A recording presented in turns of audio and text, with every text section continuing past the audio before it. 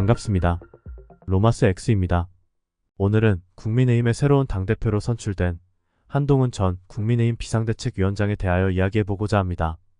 그동안 한동훈 전 국민의힘 비상대책위원장, 나경원 5선 현 국회의원, 원희룡 전 국토교통부 장관, 윤상현 5선 현 국회의원이 각축을 벌인 끝에 2024년 7월 23일 한동훈 전 위원장이 국민의힘의 새로운 당대표로 선출되었습니다.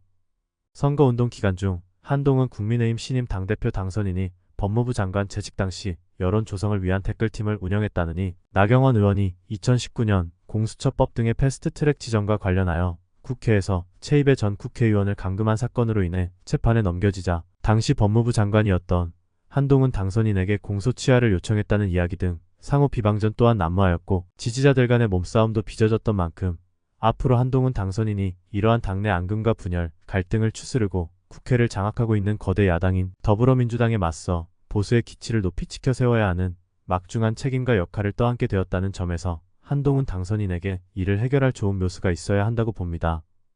여러분은 이에 대하여 어떻게 생각하십니까? 오늘의 시사 묘수입니다. 국민의힘 당대표 출마 선언의 포문을 연 건 윤상현 국민의힘 5선 현 국회의원이었습니다. 2024년 6월 20일 국회의원회관 세미나에서 국민의힘 당대표 출마를 밝혔던 윤상현 의원은 그 다음날 자신의 지역구인 인천 미추홀구 용현시장에서 정식 출마 선언을 합니다. 출마 선언은 주로 자신의 당선 이력을 내세우며 국민의힘을 이기는 정당으로 만들 것이고 대통령에게 할 말은 하겠다는 게 주요 내용이었습니다. 2024년 6월 23일 일요일 오후 1시부터 3시 사이에 국회 소통관에서 나경원 국민의힘 5선 현 국회의원, 윤석열 정부의 초대 법무부 장관을 역임한 한동훈 전 국민의힘 비상대책위원장, 제주특별자치도지사 출신의 원희룡 전 국토교통부 장관이 마치 약속이라도 한 듯 연달아 국민의힘 당대표 출마 선언을 합니다. 나경원 의원은 제22대 총선에서 당선됐다는 자신감과 함께 다른 후보들과의 차별화를 내세우며 보수 재집권을 현실화하겠다는 내용으로 국민의힘 당대표 선거에 출마하겠다고 공식 선언을 합니다. 오후 2시에 같은 장소에서 국민의힘 당대표 출마 선언을 하는 한동훈 전 비대위원장은 국민을 핵심 가치로 내세우며 국민의 눈높이에서 당을 혁신하고 윤석열 대통령과 수평적 관계로서 오로지 국민에게만 맞춰 당을 이끌어 나가겠다는 출마의 변을 밝힙니다. 오후 3시에 역시 같은 장소에서 원희룡 전 장관은 윤석열 대통령과의 신뢰관계와 장관으로서 직접 국정에 참여한 이력, 윤석열 대통령에게 당심과 민심을 과감하게 직접 전달함으로써 윤석열 정부를 성공시켜 하나로 뭉쳐 재집권하자는 제안으로 그 출마의 뜻을 내비칩니다. 윤상현 의원부터 원희룡 전 장관에 이르기까지 국민의힘 당대표에 출마하는 후보자들의 공식 출마 선언이 있은 다음날 후보자 등록이 이뤄졌고 국민의힘 당대표 선출을 위한 본격적인 레이스가 시작됩니다. 비전 발표회, 합동연설회 및 TV조선, MBN, 채널A 등 종합편성 채널과 KBS, SBS 등 지상파 채널을 통한 총 6회에 걸친 TV토론회 등을 통해 후보자들은 자신의 생각과 비전을 피력하며 서로 옥신각신 열띤 논쟁을 벌이기도 하였으나 그다지 국민적 관심은 받지 못하였습니다. 대신 원희룡 후보의 주장에 의해 불거진 한동훈 후보가 법무부 장관 재직 당시 여론 조성을 위해 댓글팀을 운영했다는 논란, 한동훈 후보에 의해 불거진 나경원 후보가 2019년 최이배 전 의원 감금 사건에 대해 공소취하를 요청했었다는 논란만이 잠시 언론의 관심을 받기는 하였습니다.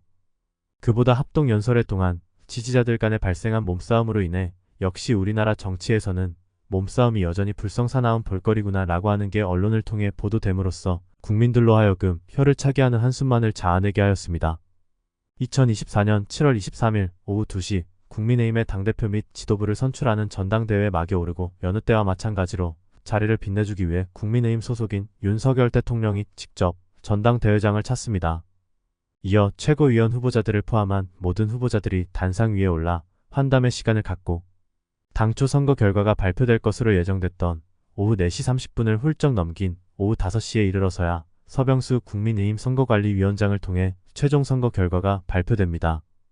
당초 투표는 2024년 7월 19일부터 20일까지 이틀에 걸쳐 국민의힘 선거인단이 핸드폰을 통해 손쉽게 투표를 할 수 있도록 모바일 투표가 실시되고 전화가 편한 선거인단을 위해 ARS 투표가 2024년 7월 21일부터 22일까지 이틀 동안 이뤄졌으며 국민들의 목소리 또한 담고자 일반 국민들을 대상으로 한 여론조사가 2024년 7월 21일부터 23일까지 3일에 걸쳐 실시됩니다. 이러한 투표와 여론조사를 통해 얻어진 결과에 선거인단 투표는 80%, 일반 국민 여론조사 결과에는 20%의 반영률을 적용하여 최종 투표 결과가 산정됩니다.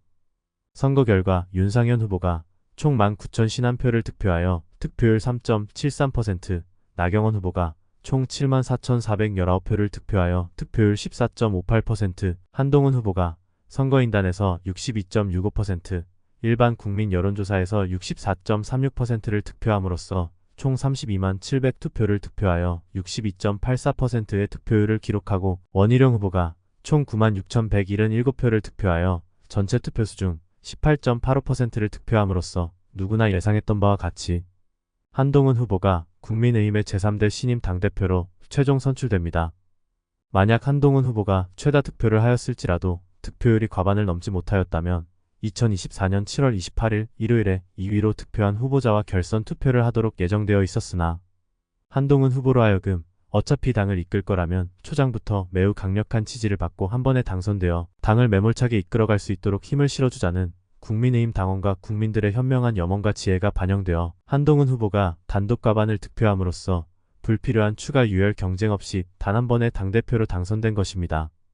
당선 소감에서 한동훈 당선인은 출마 선언에서 이미 밝혔던 것처럼 오로지 국민의 눈높이에 맞춰 당을 이끌 것이고 미래를 위해 더욱 유능해질 것이며 외연을 확장해 나가겠다는 희망찬 다짐과 계획을 제시하며 함께 폭풍을 뚫고 미래를 향해 나아가겠다는 결연한 의지 또한 재차 강조합니다.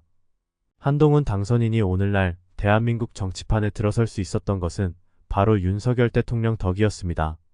문재인 정부 당시 문재인 정부 인사에 대한 수사로 문재인 정부로부터 미움을 받은 한동훈 당선인은 잘 나가던 특수통 검사에서 법무연수원 연구위원이라는 검찰 내 한직으로 차천되었다가 채널A 기자와의 유착 논란으로 정진훈 검사로부터 이른바 독직 폭행이라는 수모까지 겪은 뒤 다시 사법연수원 부원장으로까지 물러나 있게 됩니다. 그런 그에게 윤석열 정부의 초대 법무부 장관 자리로 손을 내밀어준 이가 있었으니 그가 바로 제20대 대통령 당선인 윤석열 대통령이었습니다. 법무부 장관에 오른 한동훈 당선인은 야당이 되어버린 더불어민주당과 국회 안팎에서 각을 세우며 충돌함으로써 본격적으로 보수 정치인으로서 그 발을 내딛습니다. 한편 윤석열 대통령의 미움을 받던 이준석 전 국민의힘 대표를 당대표에서 몰아낸 국민의힘은 2022년 제20대 대통령 선거와 제8회 전국 동시지방선거를 승리로 이끌었던 이준석 전 대표를 대체할 포스트 이준석이 필요했습니다. 하지만 포스트 이준석을 찾기란 쉽지 않았고 이미 돌아올 수 없는 강을 건너버린 이준석 전 대표를 다시 데려오는 것마저 어렵게 된 국민의힘으로서는 고심 끝에 다행히 이준석 전 대표의 젊은 이미지를 그나마 대체할 수 있는 한동훈 당선인 당시 법무부 장관을 국민의힘의 비상대책위원장으로 위촉하기에 이릅니다. 한동훈 당선인이 국민의힘 제22대 총선 총괄 선거대책위원장직을 맡아 국민적 관심과 인기에 힘입어 고군분투하며 선거운동을 펼쳤으나 2023년 집중호우로 인한 실종자 수색작전에 투입되었다가 순직한 고 최수근 해병대 상병의 순직 사건에 있어 핵심 당사자라고 할 수 있는 이종섭 전 국방부 장관의 돌연 호주 대사로의 임명 파견 논란과 윤석열 대통령의 배우자 김건희 여사의 명품백 수수 논란이라는 연이은 악재가 겹침으로써 포스트 이준석으로서 총선을 잘 이끌었다고 평가하기에는 어려운 전체 국회 의석 300석 중 더불어민주당은 175석을 얻지만 국민의힘은 108석 밖에 얻지 못하는 안타까운 선거 결과를 맞습니다. 비록 선전하였다고 평가하지는 못하지만 그래도 한동훈 당선인 당시 국민의힘 총괄선거대책위원장의 정치 신인으로서의 인기와 신선함이 있었기 때문에 여러 악재에도 불구하고 그나마 윤석열 대통령의 탄핵만큼은 국민의힘 스스로가 지켜낼 수 있는 108석의 국회의석을 한동훈 당선인 덕에 국민의힘이 차지할 수 있었다고 보는 것이 맞습니다. 한동훈 당선인이 아니었더라면 더 최악의 선거 결과가 나왔을 수도 있었던 게 당시 윤석열 대통령에 대한 국민적 여론이 좋지 못했던 터라 그로 인한 피해를 국민의힘이 선거에서 고스란히 짊어질 수밖에 없는 상황이었기 때문입니다.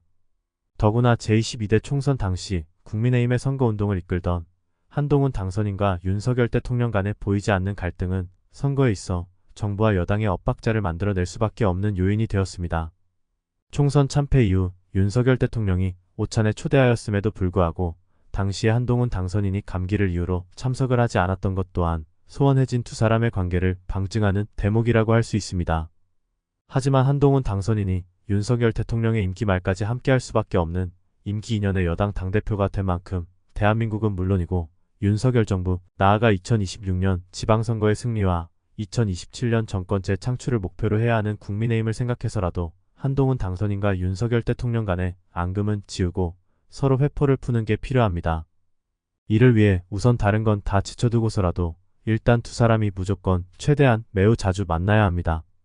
앞으로도 윤석열 대통령의 고, 최수근 해병대 상병 순직 사건 수사 외압 논란이나 김건희 여사의 도이치모터스 주가 조작 논란, 명품백 수수 논란, 검찰 특혜 조사 논란에 이르기까지 더불어민주당의 정치적, 법적 공세는 더욱 거세질 것입니다.